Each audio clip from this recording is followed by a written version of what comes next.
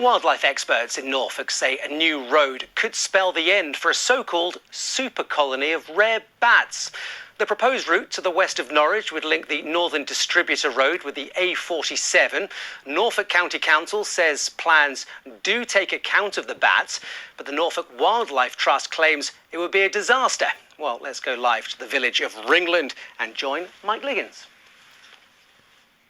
Hi Tom, yeah, we're in Ringland Woods. This is where the bats are, but I just wanted to try and give you an idea. I mean, maps are all well and good, but just wanted to try and give you an idea of where this road will go in relation to the woods. So we'll just come past the trees. So this dual carriageway is going to come from that direction, from the NDR. It's going to cut through the woods twice. It's going to cross this field about 200 metres from where we're standing, cross the road, and then it's going to head south and go on to join up with the A47. All well and good, but as far as the Norfolk Wildlife Trust is concerned, the bats will simply go elsewhere. Norfolk Wildlife Trust scientist Lotty Packman and UEA Professor Ian Barr in Ringland Woods, not far from Norwich. It's 10 o'clock at night and they're checking their catch nets. Both are studying bats, and they find 2 adult male Barbastelle bats. Lottie and Ian are licensed to do this highly skilled work. What's the noise mean? It's making little squeaks. Yeah. It's a little bit cross. Is his eyes closed? Yeah, they close them in the light, because the light's on them, they'll often close their eyes. This one's open. It's a long night for the bat group, which starts 3 hours earlier at 7 p.m. So I'm Dr. Lotty Packman, and I'm a conservation scientist at Norfolk Wildlife Trust, and I've been studying bats for around the last 13 years. The bat research is tied to the proposed route of the multi-million-pound Western Link Road, which will go close to these woods.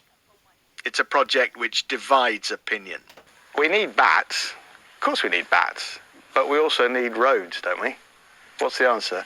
Yeah, so, it's tricky, and we recognise that there is, an issue here with rat running and congestion, but I think what we really feel is there needs to be a lot more effort put into looking at alternatives to the road. And that's something for the council, that we feel they should really be looking into in more detail. This is the problem. Roads in the area are clogged up, and the county council say the Western Link is the solution. It's the missing section of a dual carriageway round Norwich. The council is waiting for money from the government. Latest figures suggest it could cost £400 million. But what about the bats? We were really worried about the bats. We've done a lot of mitigation to try and alleviate any issues that did come up.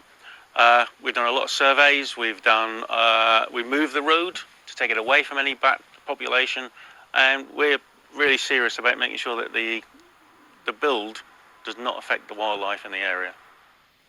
What do the locals think? Inevitably, some want the road, others don't.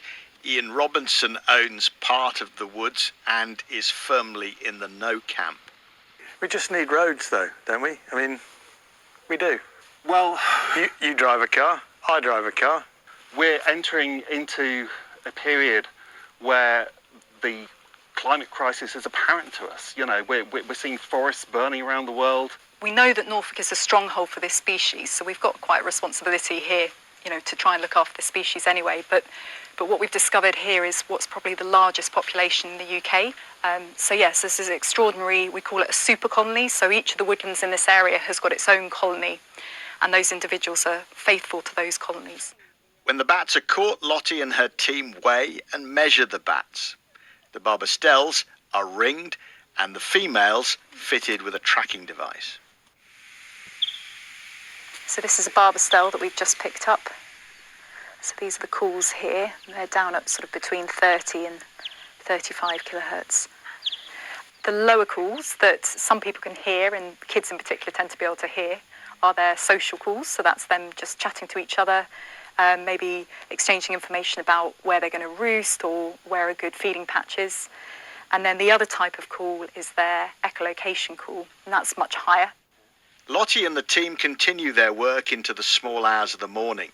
32 bats caught, logged and released. 7 species in all, including Barbastelles, bats at the cutting edge of science, conservation and local politics. Unfortunately, we didn't get to see the trackers go on. It was a bit past my bedtime, but they're tiny little things and they go on the backs of the bats and then they fall off after a little while. But the point of them is that they go on the females and then the scientists get to find out where they're roosting, what their movements are, where they are basically. This story is one that is going to run and run. Back to you, Tom. Okay, Mike, thank you.